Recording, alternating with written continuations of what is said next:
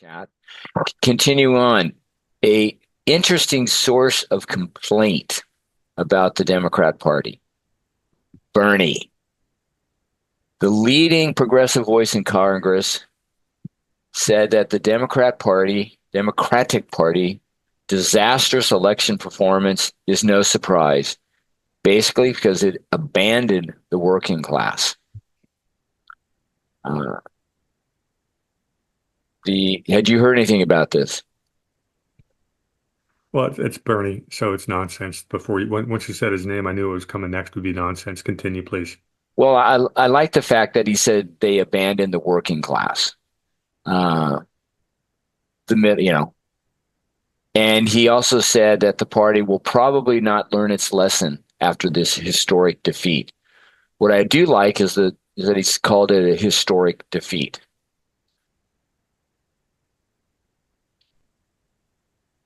And now that the party has failed, all of these conversations about the direction of its leadership and the substance of its platform will take flight. But we'll see. To me, the and I'm going to get into the numbers of what happened. Good. The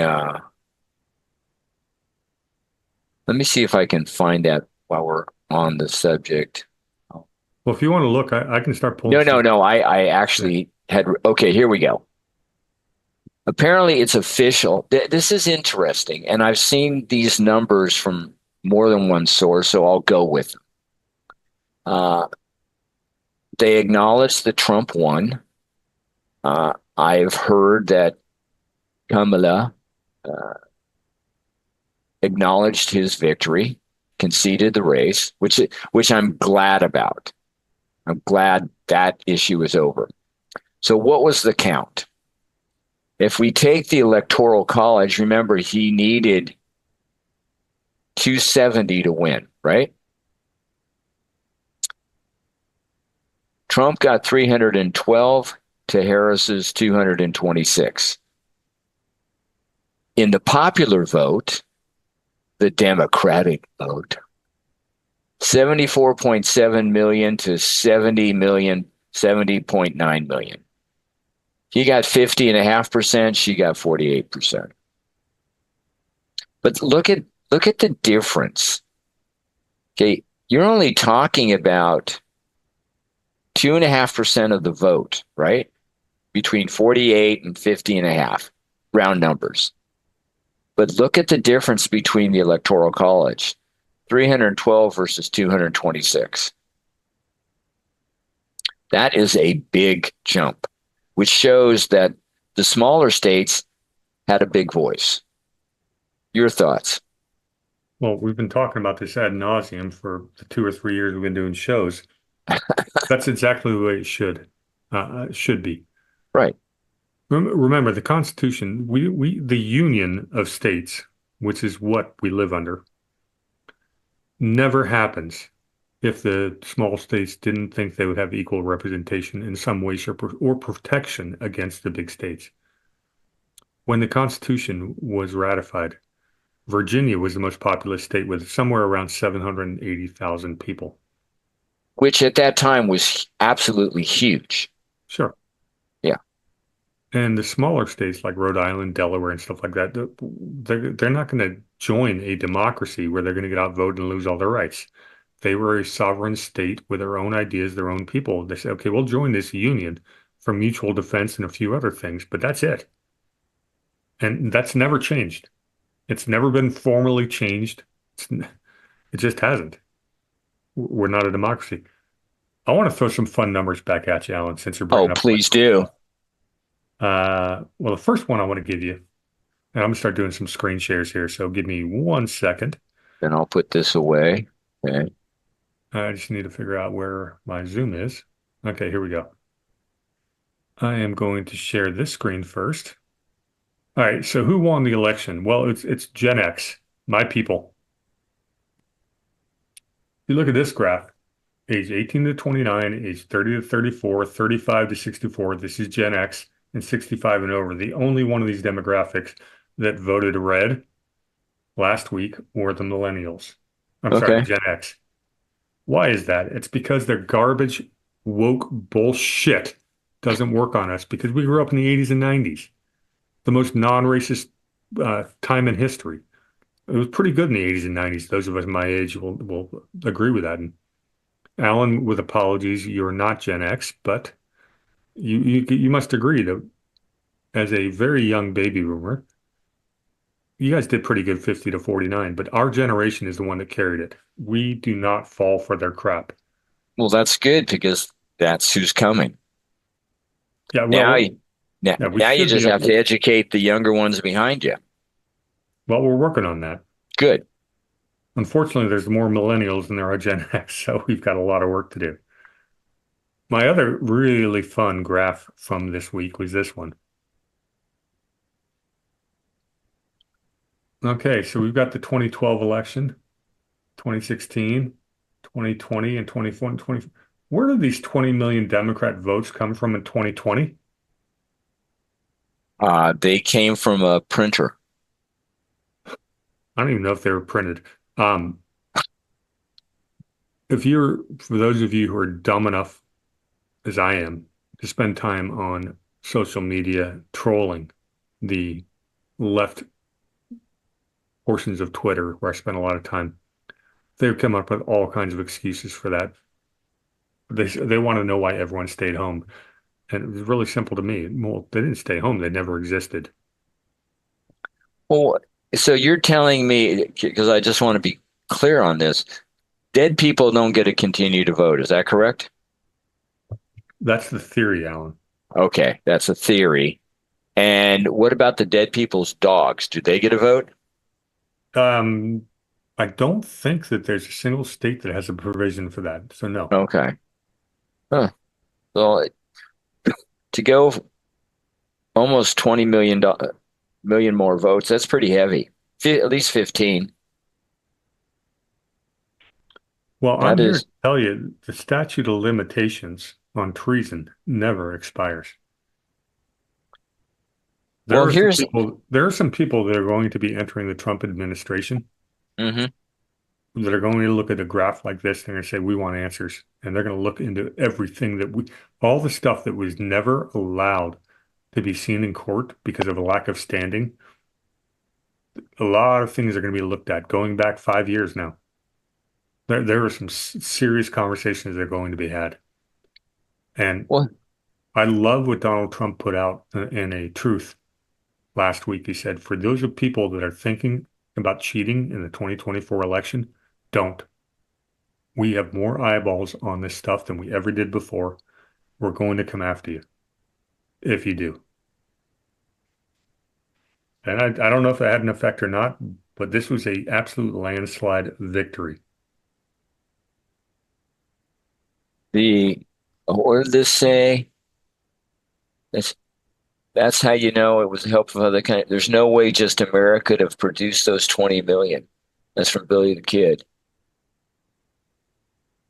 That's Um, impossible. It didn't happen then, and we knew it then, and now we're ready to go prove it. There's going well, to be some. I'm sitting here right now, say it on your show.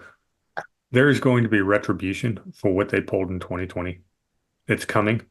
I know a lot of people involved in this stuff. I'm personally in contact with some of the people that are going to be involved in this stuff. There's going to be a reckoning, and it's not just about the vote rigging. Same stuff's coming down for COVID. All the nonsense they pulled. There's going to be a reckoning.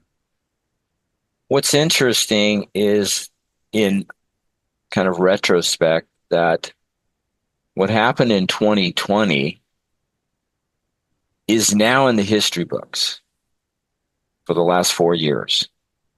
And we have a record of what that administration did and didn't do. And that record is now going to be open for full discussion. And it may play very, very negatively on the party that supported that administration. So maybe that's ultimately a good thing. Not, There's, Alan, there's a comment in the chat from formerly WW Corrigan asking where did the extra red in 2020 come from on that graph? Yeah. Well, what's interesting is that that graph was done 5 or 6 days ago, and Trump has actually received more votes now in 2024 than he did in 2020. The updated version of that graph will show Kamala 11 million short, not 20 million short. So the updated version of that, now that California is weighed in, is Huh. not quite as um, as dramatic as I showed. All right. That graph was from Wednesday morning. So yeah, but the point being, there's still 11 million voters that somehow disappeared. Alan, what state do you live in? Me? Yeah, isn't it someplace called someplace I used to live? Oh, California. Yeah. Why? Well, we've talked a little bit about this one. Okay. There's your 2020 map versus your 2024 map. Uh-huh. Now, you and I both know that Riverside, San Bernardino, Inyo, and Kern never were blue. Right. San Diego, I'll give you purple, but San Diego County has 108% voter registration versus eligible, so it's a joke. I'm still Well, laughing, that's how much we care about voting. We'll apparently. over register. Yeah. Well, I'll be finding out tomorrow morning whether myself and my both my parents who were deceased in the last year in California, I've left California, how we voted in 2024 in California because I'm registered in New Hampshire. And if I voted, oh, I'm going to freaking war on this one. How will you find that out? Oh, that you can actually look it up on the California voter. Well, you can actually track your vote like you Oh, can in other wow. states. Okay. Yeah, so I'll be looking into that first thing tomorrow. It usually takes them about 5 days to process everything. If you think you voted, you have to wait about a week to actually see whether you voted or not. But if I voted in California, oh, I'm holy war. And if my dead parents voted, yeah, I'm going to be very ticked off. Well, will it matter how their votes got cast? Well, I know how they would have voted if Yeah. I did a pretty job red pilling. There you go. Hmm. This Thank you brings for up everything we talked about with Reynolds v. Sims, everything like that. Look at how red California really is. And look at all these counties. If there was one state senator per county, as opposed to being population based, like it's supposed to be, hmm talked about, California would have a very red state senate and a very blue state legislature, and they would have to compromise. Right. And that's because, like with the Constitution and the states, within a state, the counties want a voice. As they should. Exactly. Uh, I should I should have stopped my share. While we're on the subject, let me just pull up my last screen share. okay. This is some interesting stuff since we're talking about elections. And okay, I have no idea why okay, there it is. There it goes. It tells me I'm still sharing. You are sharing. I I see it. should, you got my, okay. Nice spreadsheet. All right. So what you have here is a list of all the states that had a Senate uh, race going on this cycle. So there's only 33 of them or 32. Okay. Obviously, because you have a Senate every 2 years, I don't have to do the math for this audience. What I was trying to figure out if there's some oddities, whether with people vote. So in green is Kerry Lake in Arizona. So the first column we have here is votes for the Senate Republican, and the second column is Senate Democrat. And you have Republican minus Democrat. And so like in a place like California, the Democrats in the Senate race won by 2 million. If you go over to the presidential race, Trump lost by 2.3 million. So there's about a $400,000 vote difference between people that voted for the Republican and versus the Democrat over the Republican in the Senate versus the House. Okay. And there's a percentage with that. What's the overvote, undervote? Where it gets interesting, and it did that for all the states that had a Senate race and a presidential race. Got it. So this column here is the plus minus percent of how many more votes were done in the percentage of votes for president versus minus the votes for the Senate. So the top one, Maryland, Trump got his butt kicked compared to the local race, to the Senate race by Right. 17.3%. Down at the bottom, in say NE, that's Nebraska, the Senate race was a lot closer, 7.1%, than the presidential race at 21%. Well, in Arizona, apparently there were 7.8% more people, or 67,000 people, that voted for Trump that didn't vote for Kari Lake. Now, is that an outlier? Well, not quite, because there were five states that had a bigger outlier in Trump's favor. Wow. So I think it's an important data point. I think there's all kinds of shenanigans going on in Arizona. Don't get me started there. I I'm won't. uh I'm texting pretty much all day long with Gail Golick, who's it's just an awesome, awesome woman. She's on the ground in Maricopa County there, people, and I will have her on my show this week, hopefully multiple times. Um, but she's telling me about some shenanigans that don't show up in these numbers. I'm just giving you, raw numbers. But think about it. There are people. This number really matters, the overvote and the overvote percent plus minus. People that vote, who shows up, goes out of their way, shows up to vote, checks a box for the president, and then doesn't vote for a Senate. That sounds strange, but more importantly, who ignores the presidential vote and then goes and votes for the Senate? Because that happens up here. That all shows up here in the overvote, undervote. Yeah. That happened in like 8 states. And in Maryland, Utah, Massachusetts, Wyoming, and California, you had more people that voted for the Senate race than they did for the president. And that's freaking weird to me. Very weird. Now, these numbers are real time as of about noon today, noon Eastern. Wow. The overvote percentage is the last column. Arizona is weird, but it's not completely abnormal. That doesn't mean there's not really strange stuff going on. I don't know that Kari Lake is going to prevail. I think she should, but there's a lot going on in Arizona. It's a strange state, and that goes down to the old John McCain, Republican, Janet Napolitano, Democrat. They are both major players in the CIA's National Endowment for Democracy, the Republican and Democratic wings of that. The Arizona Mafia has been real for a very long time. And those of us in San Diego, where I spent most of my adult life, are very much aware of how corrupt Arizona actually is.